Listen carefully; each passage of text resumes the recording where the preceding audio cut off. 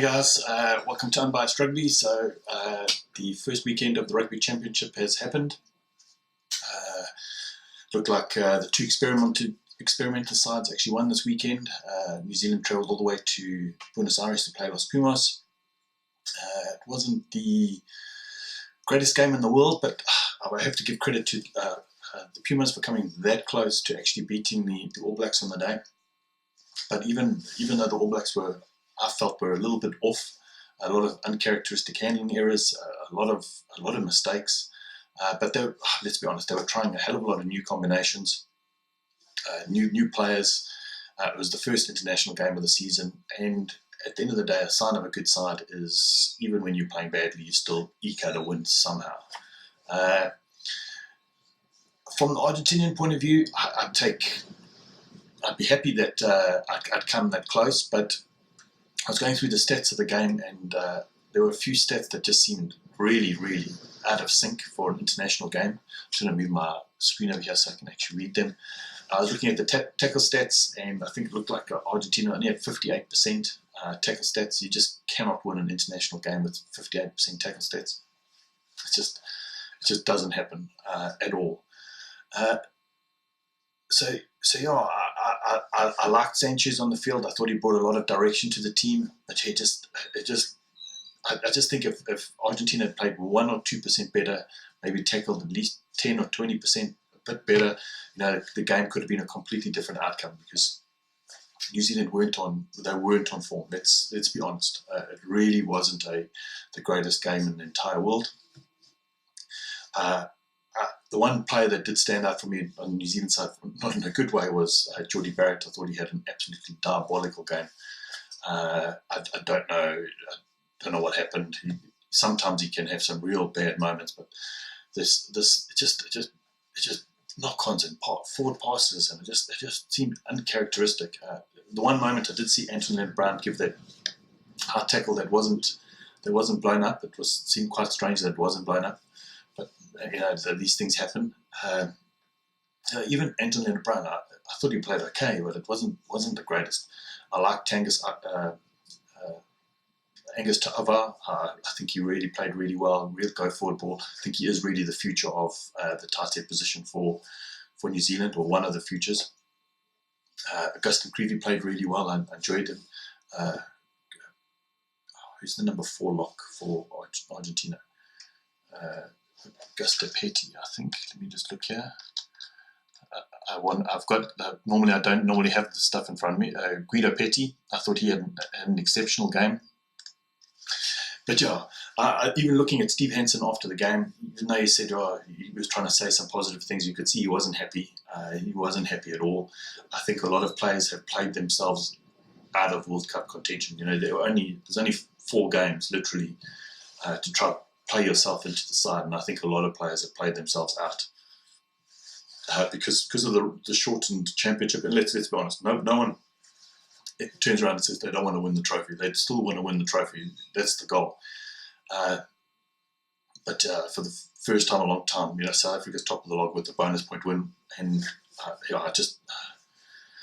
from the two sides that experimented this weekend, I think New Zealand have found out quite a lot about their players, who to take forward. I thought Ardie Savea, he always plays well. Beauden Barrett always plays well at internationals.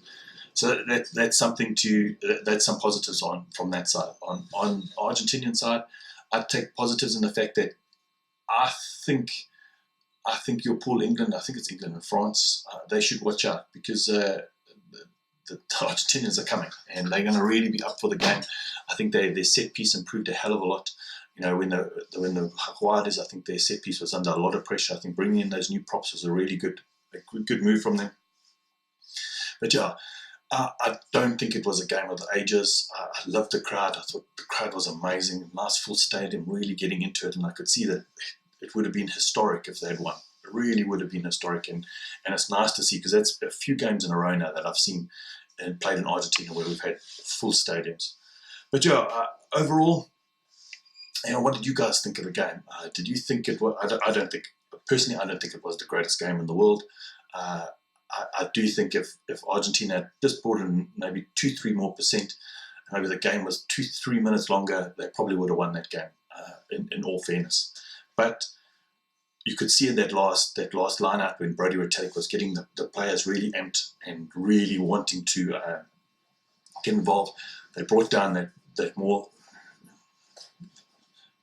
legally according to the ref, but from the one side it didn't look that legal. But these things happen in the game, and you can't base a win or a loss on one moment in the game or one ref decision or one. You need to have made your victory quite a long time before that. The other thing that it's been a long time since New Zealand had been scoreless in the second half. It was a hell of a long time. I think it was in 2011. I was watching another show and they were saying 2011.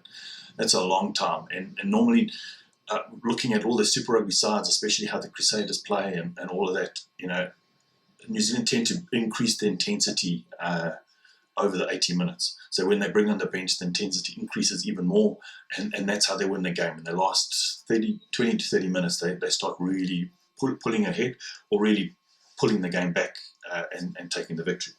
So a lot of positives for the Pumas. I think they're getting their front row sorted out. I think they're going to get their tight five really, really rock solid. I think when they get their full loose trio, I think they're going to have that really strong forward pack and set piece. Their backline's always is really good. Nicolas Sanchez gives it a lot more direction. From a New Zealand point of view, look, Ardie Savea, Beauden Barrett, there's a lot of players that Lamar P also put his hand up for his position. But yeah, uncharacteristically off day for them. And we do hold the All Blacks in New Zealand to a higher standard than everybody else. It's a given. We really used to seeing silky skills, real grit, real expansive kind of play. Not just expansive kind of play, but just really just a real high level of skill. And I just didn't see that in this weekend's game. But maybe that is because of the travel. Maybe it is because of the new combination. So there may be a lot of factors in play. But yeah, it'd be interesting to hear what you guys think of the New Zealand performance and who stood out and who didn't stand out. I think Steve Hansen probably learned a hell of a lot from that game, more than most of the other sides, because it was a lot of pressure on some of those positions and players, and a lot of them came really wanting. Listen, guys, I hope you guys have an absolutely wonderful week and chat to you soon. Cheers. Bye.